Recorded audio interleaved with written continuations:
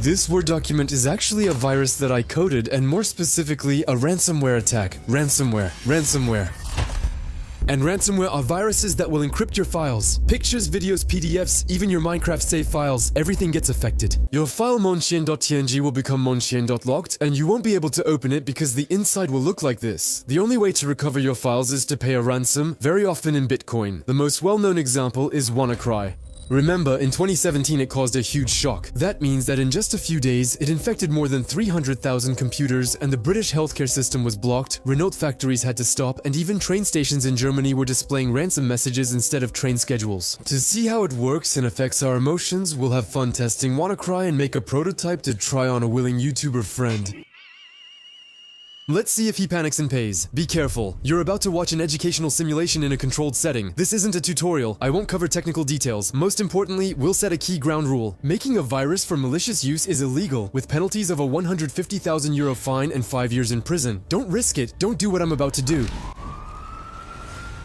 Before we create our own virus, I need to show you what a real ransomware looks like. Maybe some of you have already experienced it, sorry for you, but I'm sure most of you don't even know how it happens and think it only happens to others. Spoiler, it doesn't.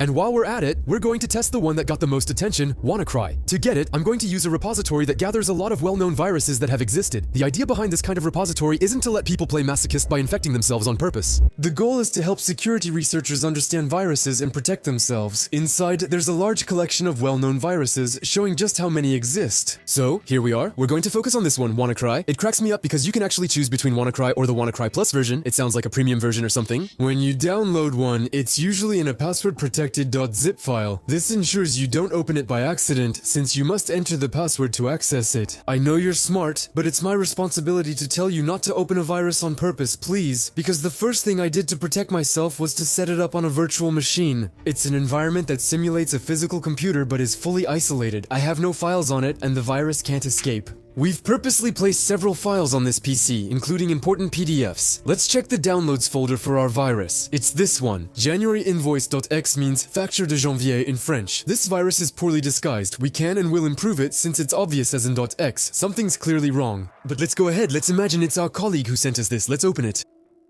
It only took a split second for a pop-up to appear. Oops, your files have been encrypted. And look, at the same time, we can see all the files being encrypted one by one, and they're getting the WannaCry extension. Everything is really getting encrypted little by little. Of course, encryption takes time, so it doesn't happen all at once. And what's interesting is that if we go back to this window, the WannaCrypt 2.0, it already shows us a whole explanation of what just happened, but above all, it asks us to pay $300 in Bitcoin to a specific wallet. The most devious thing is that it puts two timers on the side. The first one shows that in 2 hours and 25 minutes the price will go up. And the second one shows that in 6 hours and 25 minutes the files will be permanently lost. The idea is to make you stressed and panic so that you pay, but also not give you time to find a solution. And when you have work files, client projects, family photos, it plays even more on your emotions, so just imagine how many people are willing to pay $300, and they take the risk that it might not even solve the problem. Once the hacker gets your money, well, there's no after-sales service. If you don't get your files back, he doesn't care. So just a quick side note, if this happens to you, there's a really cool initiative from Europol. Basically, that's the police of the European Union. They set up this website, which I'll also put in the description, and it shows you the list of ransomware that we've managed to defeat. Each time there's a recovery tool that lets you get your files back for free. That covers the main viruses, but since new ones emerge daily, better safe than sorry. Now that we know how it works, let's make our own.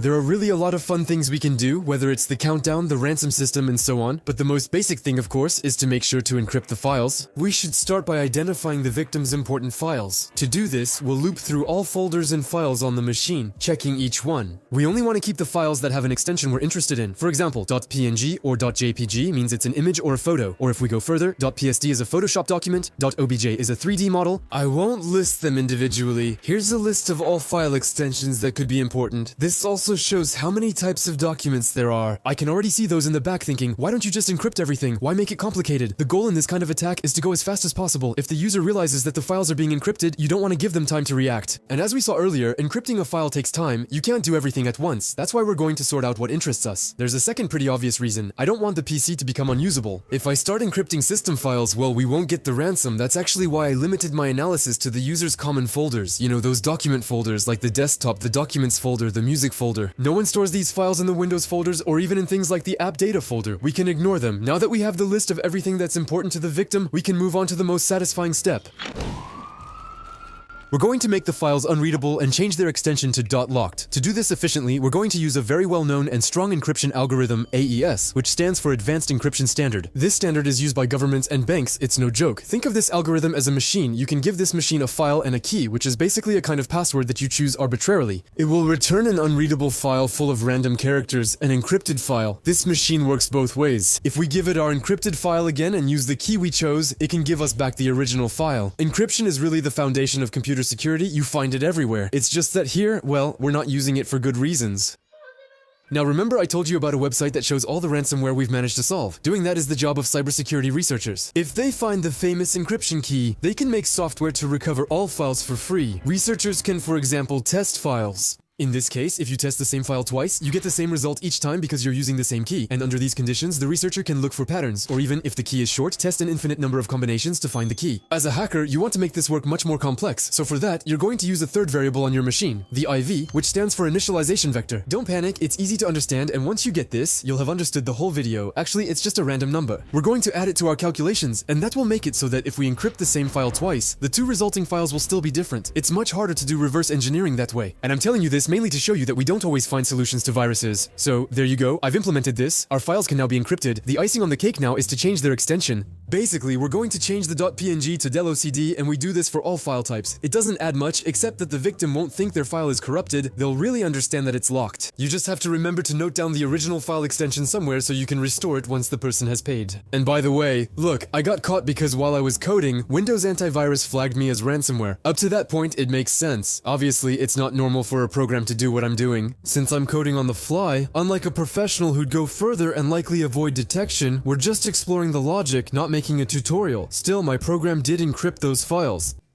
The antivirus detected that the behavior was suspicious too late. Actually, antiviruses do what's called behavioral analysis. They check if what a program does is suspicious, so as you can see, it's not 100% safe. Now, let's do the countdown. I have a really good idea. This element targets people's emotions. At the end of the countdown, we delete their files to pressure them, clearly a dark pattern to force a purchase. That's the definition of devious. And at the same time, I have a really good idea.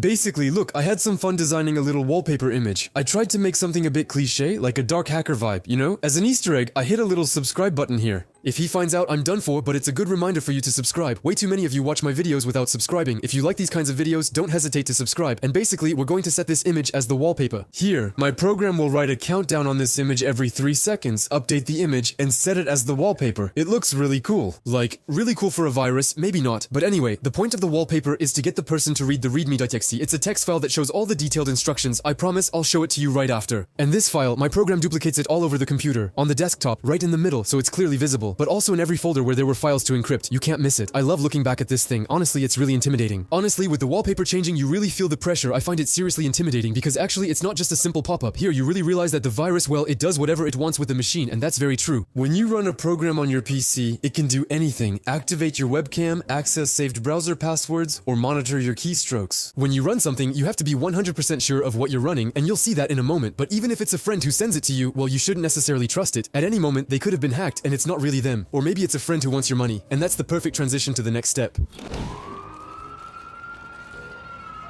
The reason hackers exist, if it's not political, is to make money. So, either they do it by selling personal information, filming people without their knowledge, and blackmailing them, or even by logging into their bank accounts. Or, more directly, and that's the concept of ransomware, they ask you to pay. Don't pay, that's the first thing we advise people. Otherwise, you're funding criminal networks and encouraging them to keep going. So, obviously, they're not going to ask you to pay by credit card. Otherwise, it would be way too easy to trace them. Often, they ask you to pay in crypto. That's actually why I created my own crypto wallet. I'll tell you right now, it's not foolproof. In the sense that, on a crypto's blockchain, we know everything that happens. If we know that a certain address belongs to a hacker, we can track their spending to try to trace them, or we can even ask exchanges not to accept those cryptos. So, there you go. If we go back to my text file, I put my wallet here, and I simply asked to send 50 euros worth in Bitcoin. It's not too expensive, so to speak. After that, I could have made a system that automatically detects if there's been a transfer to this wallet and makes it so the machine unlocks automatically. That would be a bit overkill, I just want to send it to my buddy. I could manually verify his payment and unlock it remotely with an admin panel. This panel is the final step to control the virus, and we'll do it next.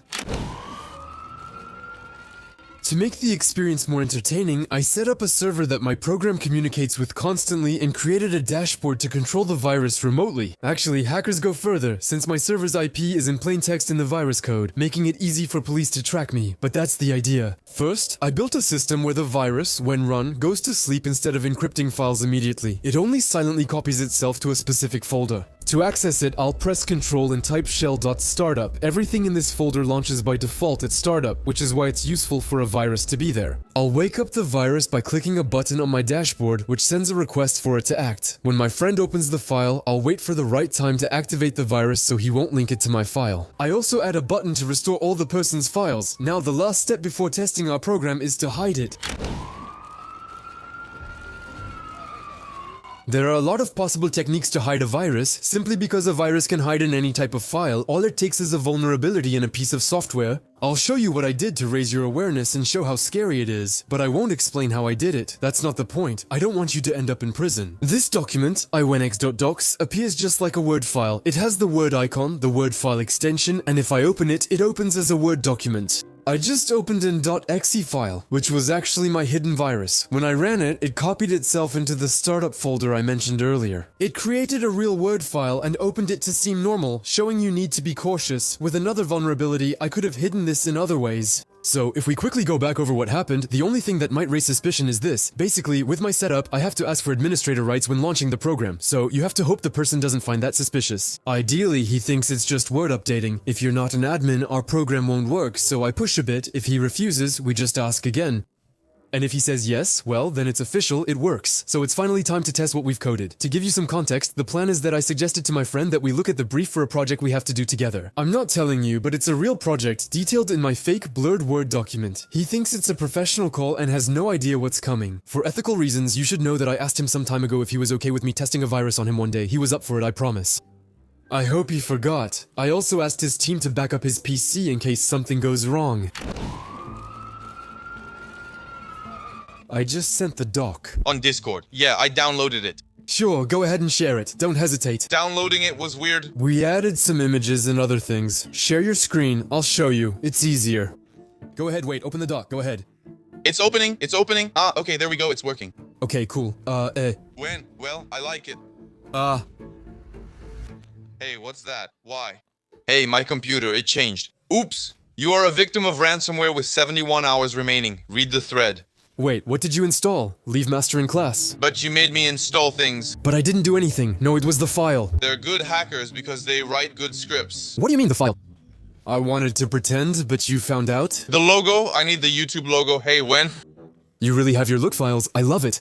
No, it locked. It locked my YouTube logo. In the encrypted files, reglemontagerel.txt, do you have rule documents? I don't use it now, but it's for new editors. Asset.steam.psd. Yeah, that's excellent. I see all your files. Yeah, I had 2025 recipe books and missing files. It's 50 euros in Bitcoin. Send payment to the address I gave you and I'll remotely decrypt everything. Working with Awin is always worthwhile. I recommend him. We can't stress this enough. It's better to be safe than sorry. First, don't run just anything on your PC. Antivirus software isn't foolproof. And number 2, make regular backups on other devices like a secure drive or even an external hard drive because it doesn't just happen to other people. This was Awin. Take care.